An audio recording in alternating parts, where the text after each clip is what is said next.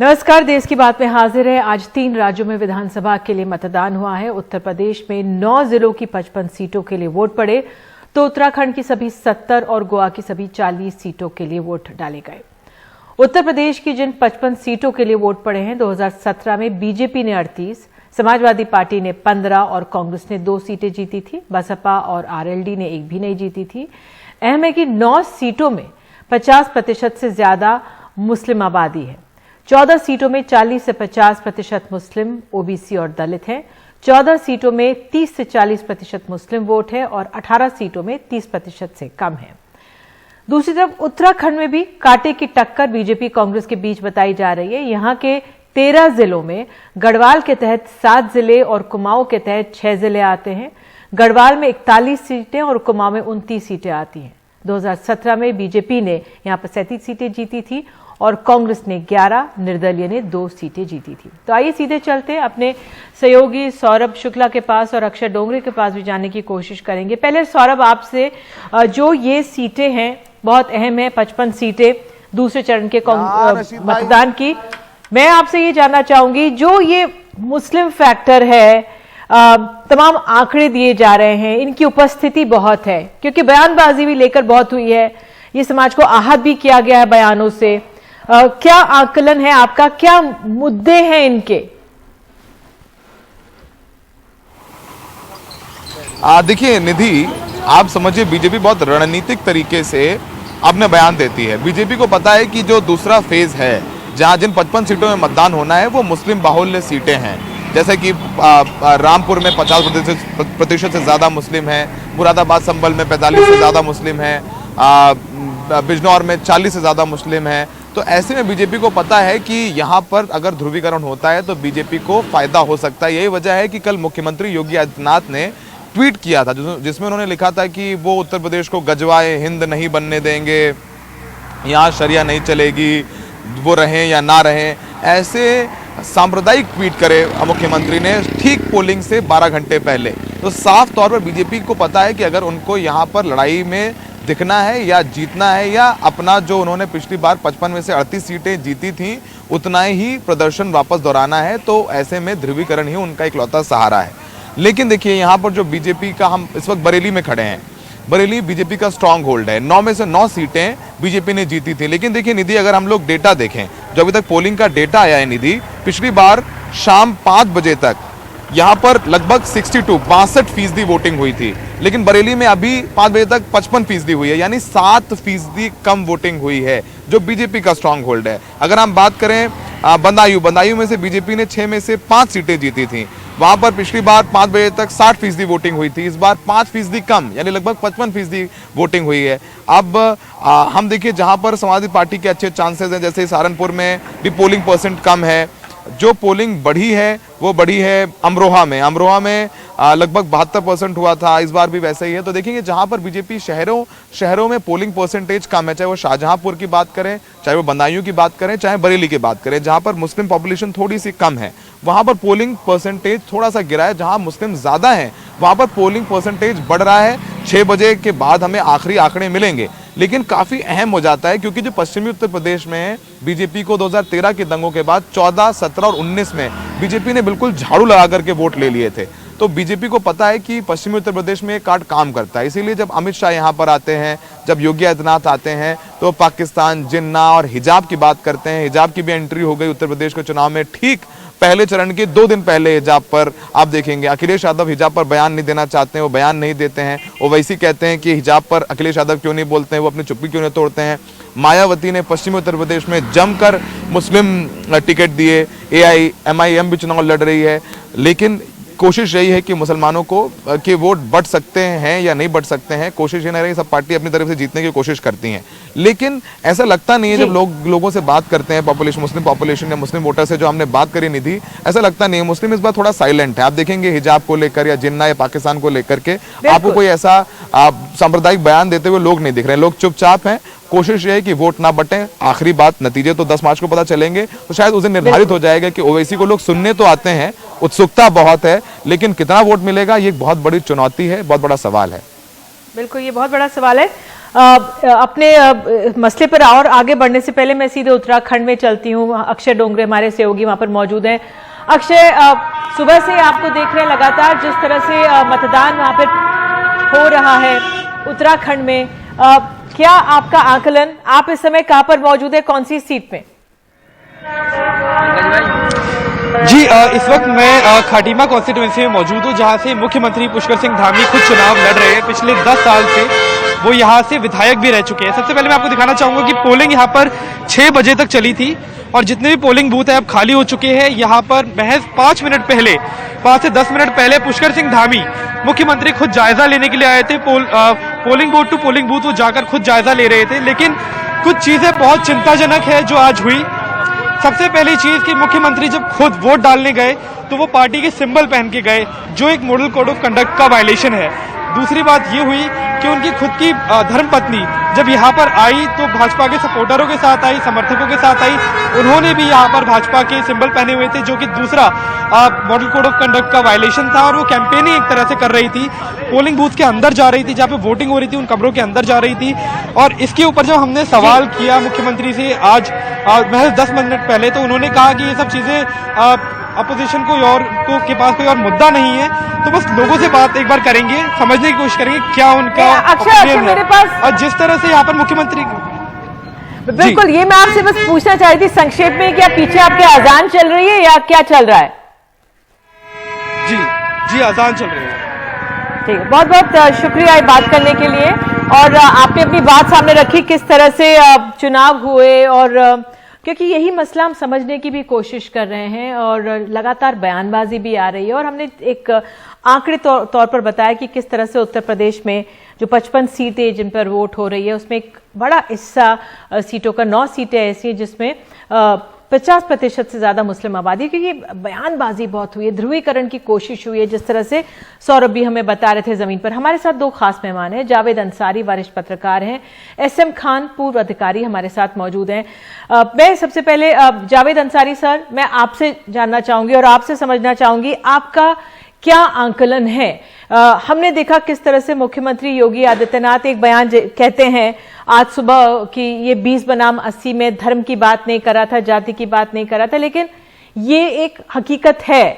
हम भले ही कहें कि नहीं, जाति बिरादरी धर्म नहीं मायने रखता, और उस लिहाज से लगातार बयानबाजी होती रही है। अब आपका क्या आंकलन है इस वोटर को लेकर? क्या परिस्थिति है, क्या कुछ मुद्दे हैं या कंसोलिडेट होगा? देखिए, ये जो मुख्यमंत्री जी या पिछले दिनों से जो बयानबाजी चल रही है, ऑल ऑफ अ सडन एक ये हिजाब का इशू एक बहुत बड़ा मुद्दा हो गया है। इसमें कोई शक व शुबा नहीं होना चाहिए, और इसमें देखिए असलियत से मुंह मोड़ना कोई फायदा नहीं है। ये सिर्फ इसलिए हो रहा है क्योंकि आज यूपी में इलेक्शन हो रहा है, और खास तौर पे आज के दिन जहां वोट पड़ा है वहां बहुत सी सीटों में ऐसा है कि मुस्लिम वोट काफी सब्सटेंशियल है। अब बीजेपी को, जो भी रिपोर्टर्स हम लोग जो भी ग्राउंड से आए हैं, सबको ये लगता है कि इस बार बीजेपी को काफी दिक्कत हो रही है बनिस्बत पिछली बार के।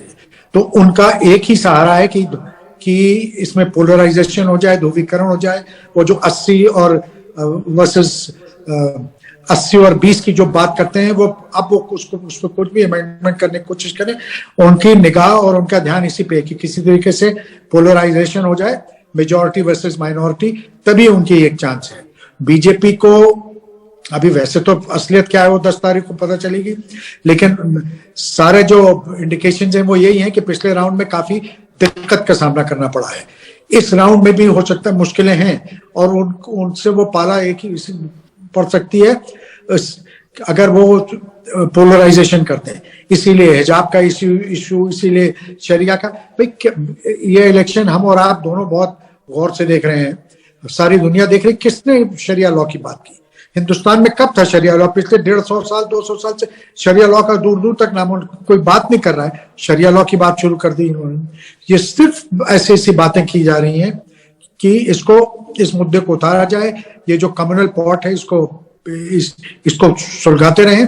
और मुझे बड़ा ताज्जुब होता है, आश्चर्य होता है कि इलेक्शन कमीशन क्या कर रहा है। जिस दिन वोटिंग हो रही है उस दिन पहले प्रधानमंत्री, उसके बाद मुख्यमंत्री बयान देते हैं, और फिर दिन भर ANI को बयान जाता है, और सारे टीवी चैनल जैसे ये बिल्कुल ये गायत्री मंत्र है, इसको सुनाना है, इसको दिखाना है।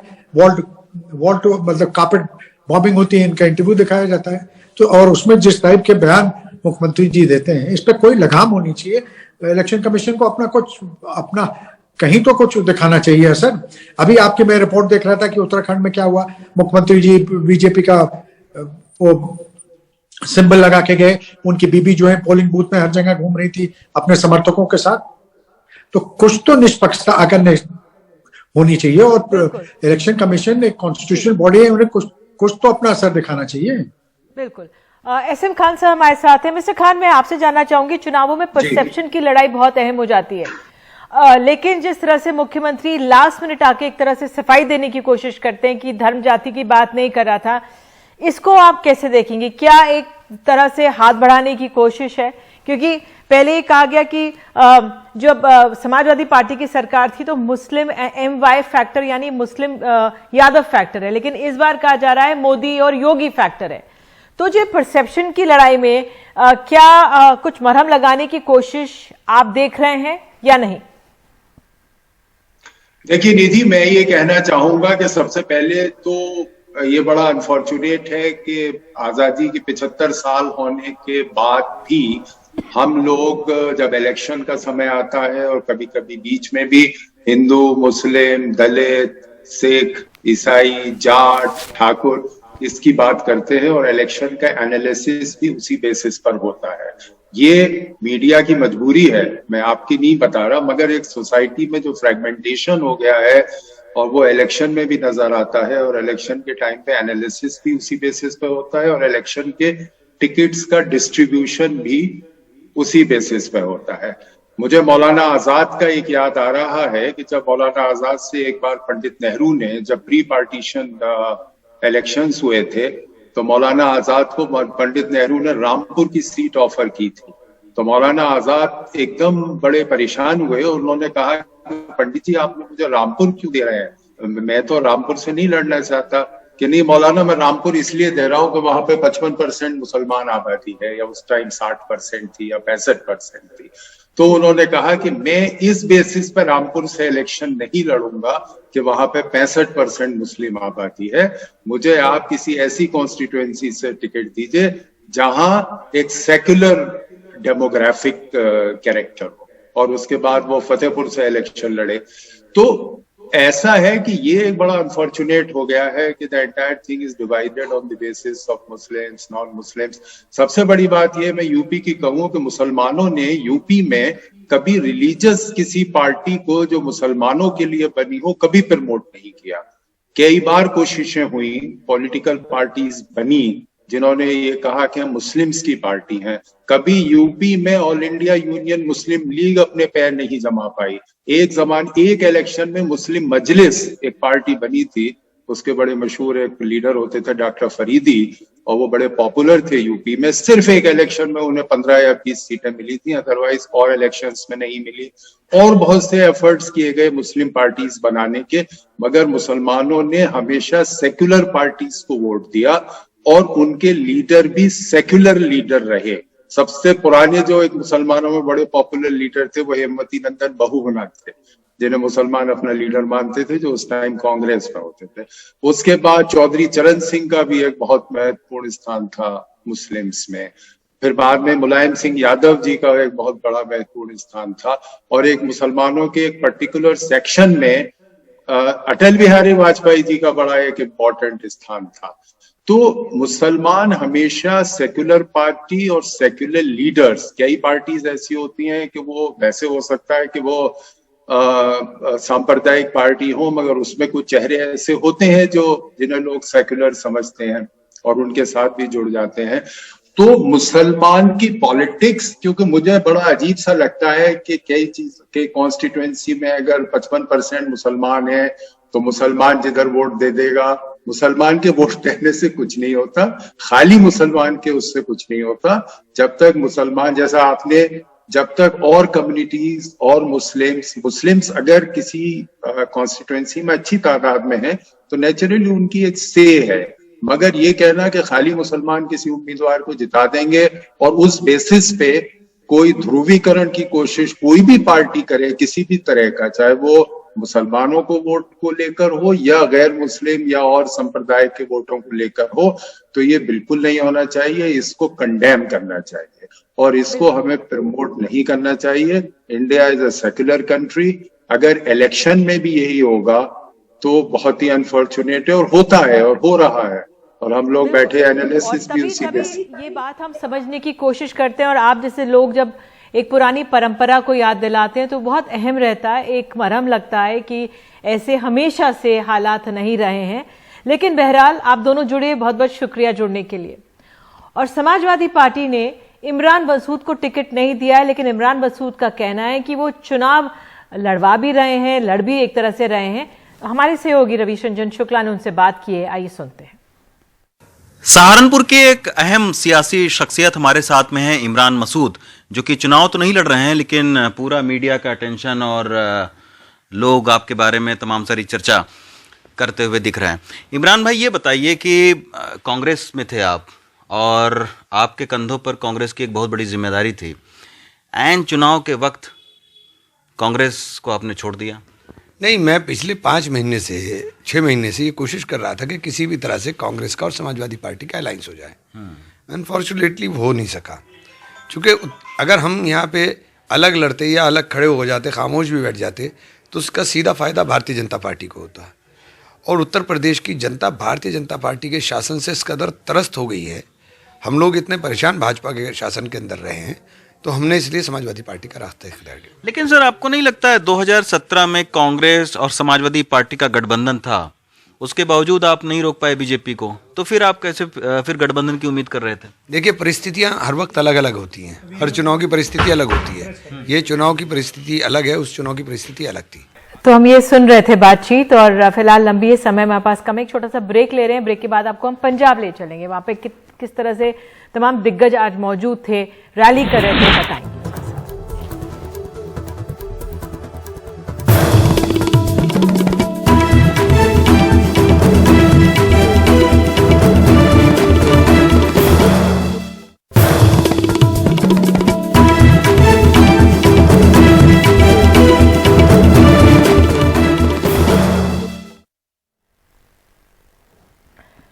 पंजाब चुनावों के लिए सबने अपनी पूरी ताकत झोंक दी है। प्रधानमंत्री मोदी से लेकर राहुल गांधी और अरविंद केजरीवाल आज सब पंजाब में थे और एक दूसरे पर आरोप प्रत्यारोप का सिलसिला चलता रहा। और कोशिश करते हैं अपने सहयोगी मोहम्मद गजाली से बात करने की। 20 मार्च को पंजाब में वोट डाले जाने हैं, तो उससे पहले हम देख सकते हैं कि तमाम दिग्गज यहाँ जाकर पूरी अपनी ताकत लगाएंगे और लोगों को अपने ओर खींचने की पूरी कोशिश करेंगे।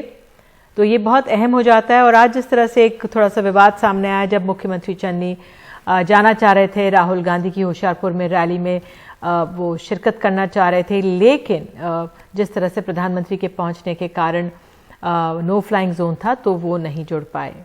और प्रधानमंत्री का आपको बता दें, जालंधर और प्रधानमंत्री हमीरपुर जो रैली की है प्रधानमंत्री ने, वो उस विवादित उसके बाद ये रैली देखी जा रही है जब पिछली बारी वो नहीं पहुंच पाए थे और वापस गए थे। उन्होंने कहा था कि मैं सुरक्षित हूं। बहरहाल एक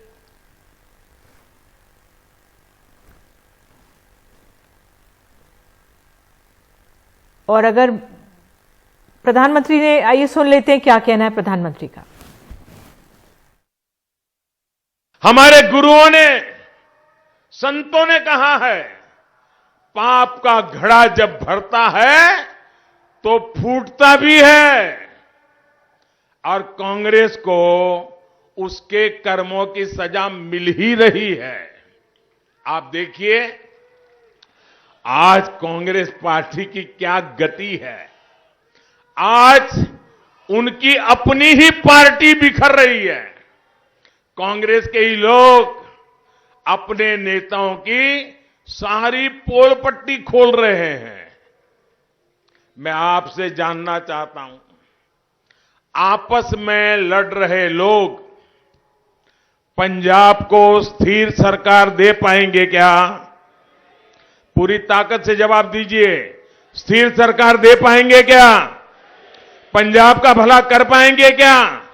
पंजाब के सपने पूरे कर पाएंगे क्या? अपनी कुर्सी बचाने में जुटे ये लोग पंजाब का विकास कर पाएंगे क्या? तो बताया जा रहा है मोहम्मद गजाली अब हमें मिल गए हैं। गजाली, आज तमाम नेताओं ने अपनी ताकत झोंकी है, क्या आज का सार निकल कर आया है पंजाब से? ये देखिए, प्रधानमंत्री का ये पहला दौरा था और खास करके उन इलाकों में हुआ है जहां पर एससी समुदाय के लोग ज़्यादा रहते हैं। जालंधर के आसपास का इलाका दोआबा का इलाका कहलाता है। यहाँ पर अर्बन हिंदू वोट भी है और बीजेपी की पूरी कोशिश यही है कि अमरिंदर सिंह के साथ और सुखदेव ढींढसा की पार्टी संयुक्त अकाली दल के साथ या अमरिंदर सिंह के पंजाब लोक कांग्रेस के साथ मिलकर इन वोट बैंक पे अपनी पकड़ मजबूत की जाए। हालांकि अक्सर जो है बीजेपी जो है अकाली दल के साथ इलेक्शन लड़ती रही है। तो जालंधर की अगर खास बात कर लें तो इस जिले में 9 विधानसभा सीट है। 9 की 9 विधानसभा सीट पे भाजपा का कोई प्रत्याशी नहीं, कोई एमएलए नहीं 2017 में जीत पाया था। तो इस बार यही कोशिश है कि प्रधानमंत्री जो ये तूफानी दौरा कहेंगे, क्योंकि वोटिंग जो है 20 तारीख को है। आज ये दौरा था जालंधर में, परसों पठानकोट में है और 17 तारीख जो कैंपेन की आखिरी डेट होगी वोटिंग से पहले, उस दिन वो मालवा के क्षेत्र फाजिलका के अबोहर शहर में होगा। तो इससे कहीं ना कहीं भाजपा के नेताओं की उम्मीद जगी है कि जो हिंदू वोट की कंसोलिडेशन है वो कहीं ना कहीं बीजेपी की तरफ हो। और प्रधानमंत्री की जो अनाउंसमेंट रही है और सिक्योरिटी के मुद्दे को भी उन्होंने उठाया है, तो राष्ट्रीय सुरक्षा का मुद्दा प्रधानमंत्री और अमरिंदर सिंह का एक पुराना इशू है। अमरिंदर सिंह तो काफी महीनों से और सालों से उठा रहे हैं। तो इसी को लेकर कुछ स्पेसिफिक समुदाय के लोगों के वोट को अपनी तरफ खींचने की ये कोशिश थी। अब ये समय ही बताएगा कि उसमें वो कितना सफल होते हैं। बहुत बहुत धन्यवाद इस तमाम जानकारी के लिए। एक छोटा सा ब्रेक, तुरंत लौटते हैं देश की बात में।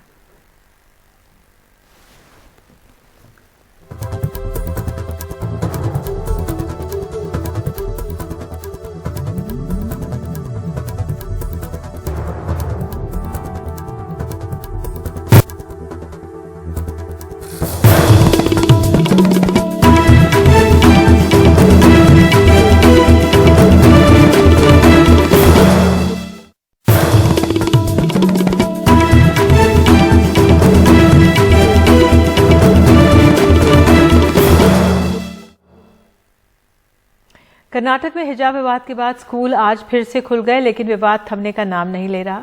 शिमोगा में 13 स्कूली छात्राओं को हिजाब नहीं हटाने की वजह से स्कूल में अंदर नहीं आने दिया गया और उन्हें घर वापस भेज दिया गया। स्कूल की प्रिंसिपल के मुताबिक उन्होंने छात्राओं को समझाने की कोशिश की, लेकिन नहीं मानने पर उन्हें परिवार के साथ वापस भेज दिया गया। वहीं इन बच्चियों के परिवार का कहना है कि बुर्का नहीं बल्कि हिजाब उतारने का विरोध कर रहे हैं।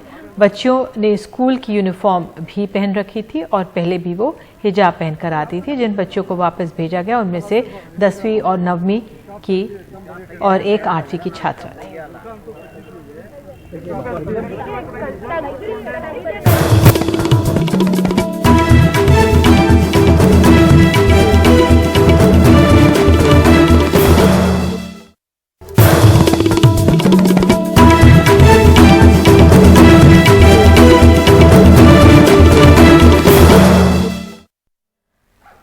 तो देश की बात में एलआईसी के आईपीओ से जुड़ी जानकारी। आईपीओ लाने के विरोध में भारतीय बीमा निगम के कर्मचारियों की यूनियन ने आज दिल्ली में एलआईसी के मुख्यालय के बाहर प्रदर्शन किया और सरकार के खिलाफ नारे लगाए। जिस दिन आईपीओ जारी होगा उस दिन कर्मचारी देश भर में विरोध प्रदर्शन करेंगे। एलआईसी कर्मचारी यूनियन ने तय किया है कि वो 28 और 29 मार्च को आम हड़ताल की अपील का समर्थन करेगी। इन 2 दिनों में बीमा क्षेत्र के तकरीबन 1.25 लाख कर्मचारी हड़ताल करेंगे। और इन्हीं दृश्यों के साथ फिलहाल देश की बात में आज के लिए इतना ही, लेकिन खबरों का सिलसिला एनडीटीवी इंडिया पर जारी रहेगा। नमस्कार।